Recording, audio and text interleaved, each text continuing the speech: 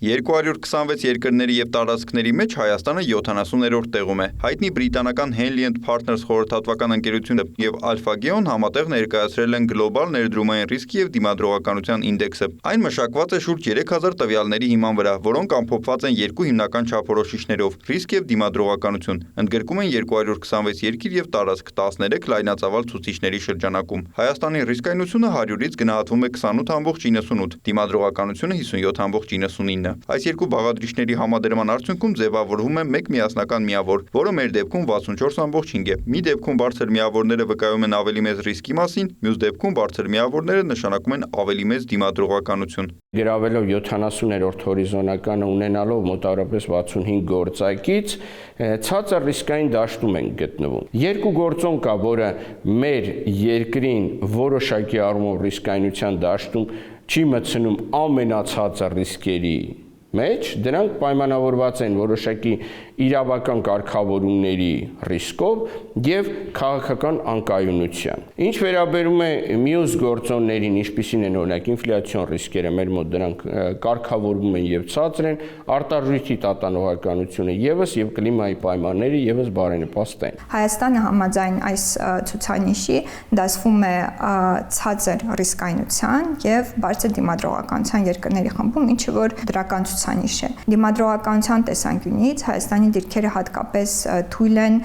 նորամուծությունների կլանման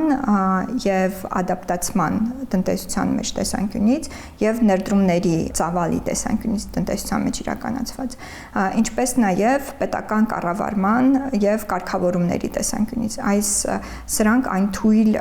կողմերն են, որոնք որ արձանագրվել է ցուցիչի միջոցով։ Գնահատականների դասակարգումը այսպիսին է. 0-ից 19 փխրուն հասարակություն, 20-ից 39 ռիսկի վերահսկման ցանկ, 40-ից 59 զգուշավոր ներուժ, 60-ից 89 բարենպաստ հեռանկար, 90-ից 100 առաջնային շուկա։ Հայաստանը բարենպաստ հեռանկար ունեցող երկրների շարքին է դասվում։ Հարևան երկրներից Վրաստանը 52-րդն է, Ադրբեջանը 90-րդը, Թուրքիան 177-րդը, Իրանը 187-րդը։ Սա լավ գործիք է նաև համեմատական վերլուծությունների համար, կարծում է Արմինե Պետրոսյանը։ Վերլուծական կենտրոնի հետազոտողն ուսումնասիրել է Էստոնիայի տվյալները, որը հաճախ Հայաստանի համար ուղենիշային է համարվում։ Օրինակ դիմադրողականության մասով եթե նայենք, հատկապես Էստոնիան առաջ է Հայաստանից ներդրումների տեսանկյունից, երկրում իրականացվող կապիտալ ներդրումների, նորարարությունների ադապտացման եւ կլանման տեսանկյունից եւ պետական կառավարման եւ կարգավորումների տեսանկյունից։ Ըստ էության, ասա այն 3 բնագավառներն են, որտեղ Հայաստանը հատկապես հետ է Էստոնիայից, որ իր համար ուղենիշային երկիր է համարվում, եւ կարող ենք ասել, որ համաձայն այս ցուցիչի, եթե Հայաստանը ցանկանում է հասնել Էստոնիայի մակարդակին, ասա այն 3 ուղղություններն են, որոնց վրա հատկապես պետք է մեծ ուշադրություն դարձնել։ Ադրբեջանը հետ է մնում ներդրումների, նորամուծությունների, կառավարման գործոններով, նշում է Վիլեն Խաչատրյանը։ Թուրքիան եւ Իրանը գնաճի տեսանկյունից են ռիսկային։ Հայաստանի դիրքն ու միավորները դրական ազդակ են փոխանցում երկիրն ուսումնասիրողներին, շեշտում է տնտեսագետը։ Սա հանդիսանում է ներդրողների համար որոշակի առումով մեսիջ կամ այն հաղորդագրությունը, թե որտեղ պետք է կատարել ներդրումներ կամ ինչպիսի խնդիրների կբախվեք տվյալ տարածքում ներդրումներ անելով։ Իհարկե,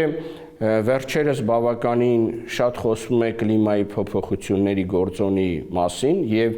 կլիմայական դրական պայմանները եւս ներդրումների համար հիմք են հանդիսանում, այսինքն SDG-ների համակարգ գոյություն ունի, որը նշանակում է, եթե կայուն զարգացման գործոններ կան եւ դրանք կլիմայի փոփոխությունը դրա վրա չի անդրադառնալու, ապա այս պարագայում ներդրումները, հատկապես երկարաժամկետ ներդրումները հոսում են տվյալ երկիր։ Ինդեքսի առաջատարը Շվեյցարիան է 88,42 միավորով, վերջին տեղում Հարավային Սուդանն է 24,95 միավորով։ Նիկոլայ Ավետիսյան, Հովհաննես Քյոսեյան, լուրեր։